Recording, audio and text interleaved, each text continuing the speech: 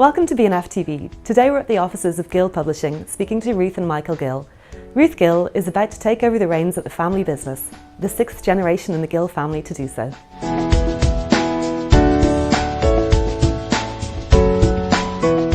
What have been the biggest changes in the publishing industry over the years since Gill has been in business?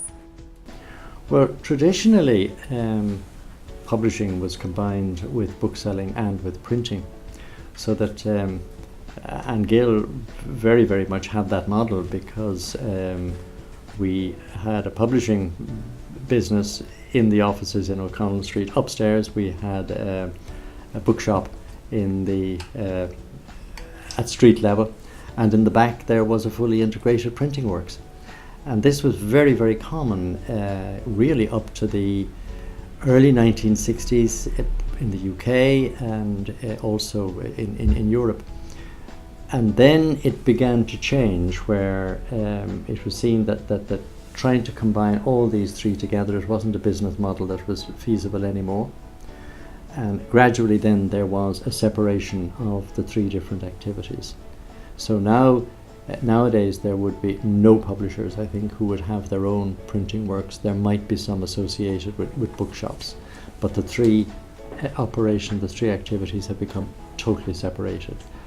And all of that really happened over a period of about 20 years, and it certainly happened in the period in which I was associated with the business. But of course there have been since then other major changes. Yeah, I mean, I guess in most recent years the advent of digital has had a huge impact on publishing as well as other markets. For publishing, it's in terms of kind of processes, but also the route to market.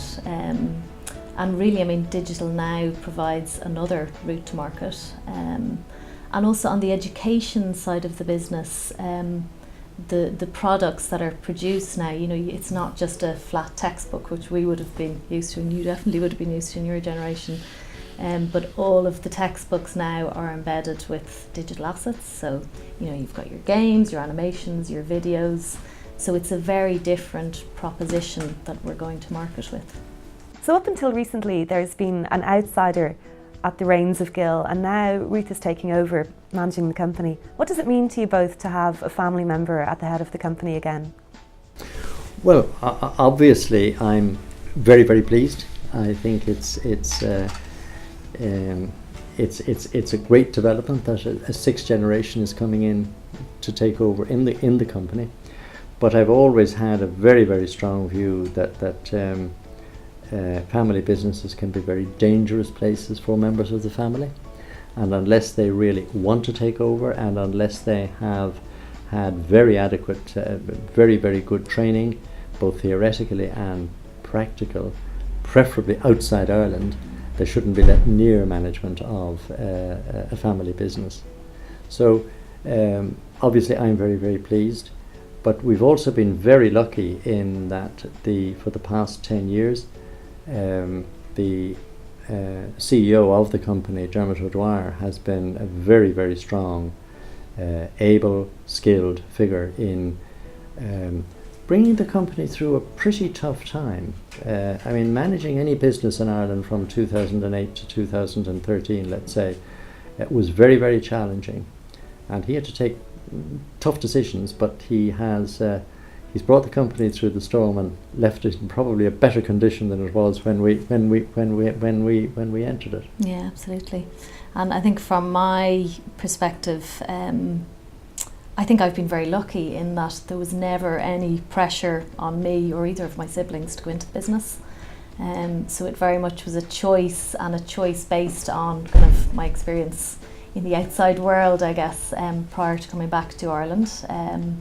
So yeah, I'm excited. I feel very lucky to be able to work in the family business and carry it forward. And yeah, there's always kind of a sense of, there's a real responsibility, I think, when you move into a family business. But you also do have that feeling of being, I think, very honoured actually to be in that position. So yeah, I'm excited. Yeah. Ruth, can you tell me a little bit about your career to date, and did you always plan to go into the family business? So I think I probably had kind of a bit of a childhood fantasy of maybe working in the family business, but it was very much, kind of a fantasy rather than anything else. I was very clear always that I wanted to do my own thing as well.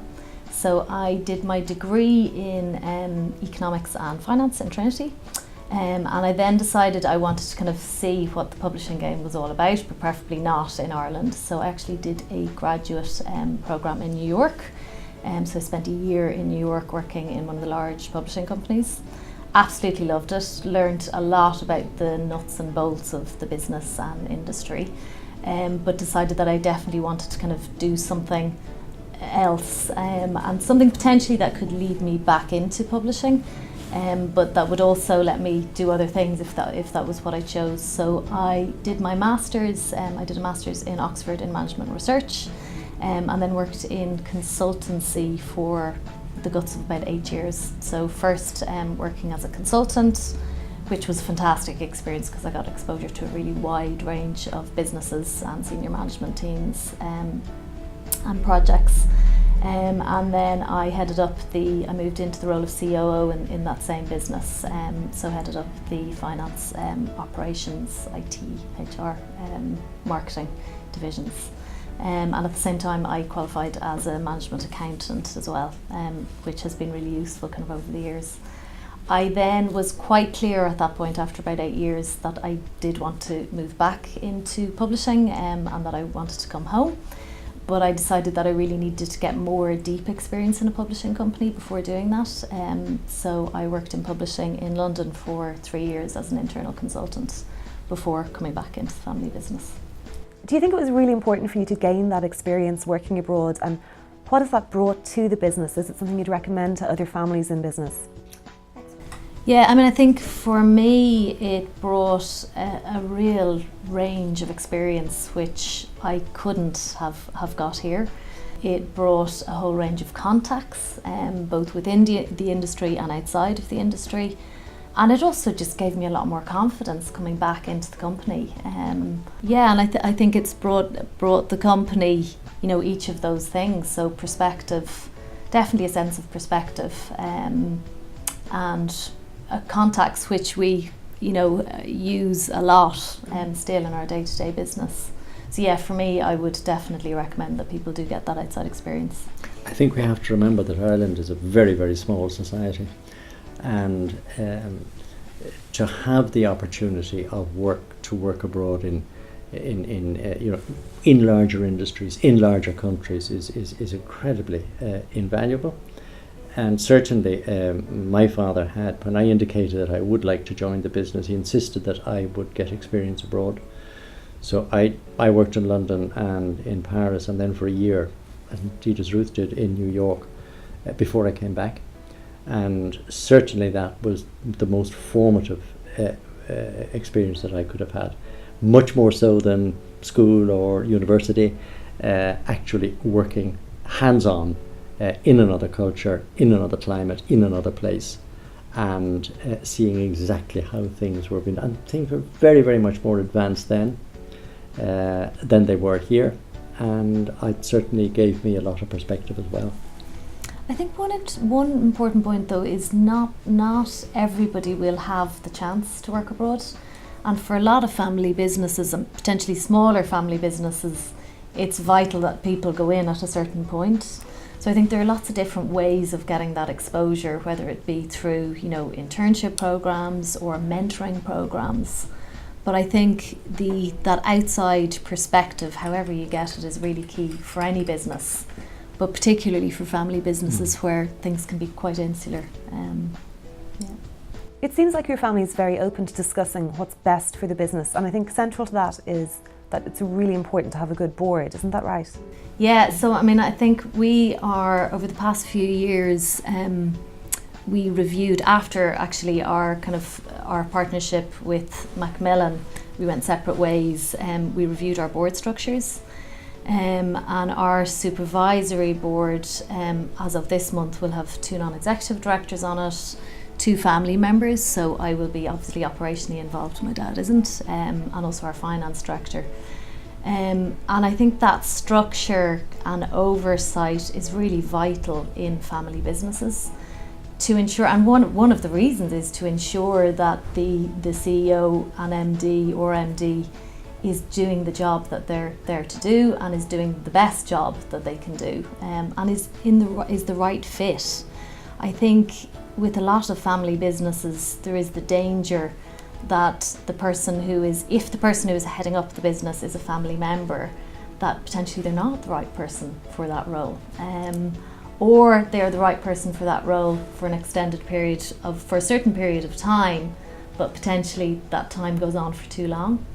So I think one thing we're very clear on is that there need to be review points for everybody's role on the board, and the CEO included in that. We also see a very, very distinct difference between management and shareholding, and I think that's something in any family business that must be kept absolutely clear. In other words, that you can be a shareholder but not a manager in the company, or you can be both. But they're two totally separate functions and with two totally different sets of responsibilities. And I think that's something we're very, very aware of now. I think that's very important in family businesses, where the two of them can tend to become meshed, and unhealthily so. And which can be quite a dangerous thing for the longevity of family businesses as well. You have to, as a family business, be able to operate successfully and sustainably without a family member actually being involved in the business. And I know I can speak on behalf of the 6th generation, so for myself and my siblings, we're very clear that we want to retain ownership of the business and be active shareholders, but that doesn't necessarily mean that one of us has to be involved in the operations of the business. I am choosing at this point in time to be involved in the operations, and I'm delighted to be involved in the operations, but if I was not, we still would want to be active owners. So I think that separation between ownership and management is really important. And finally, what are the biggest challenges facing the publishing industry, and how do you envision the future for Gill? So I think on kind of the general book side of the business for global publishers, the real challenge is making sure that books retain their space in the leisure time market.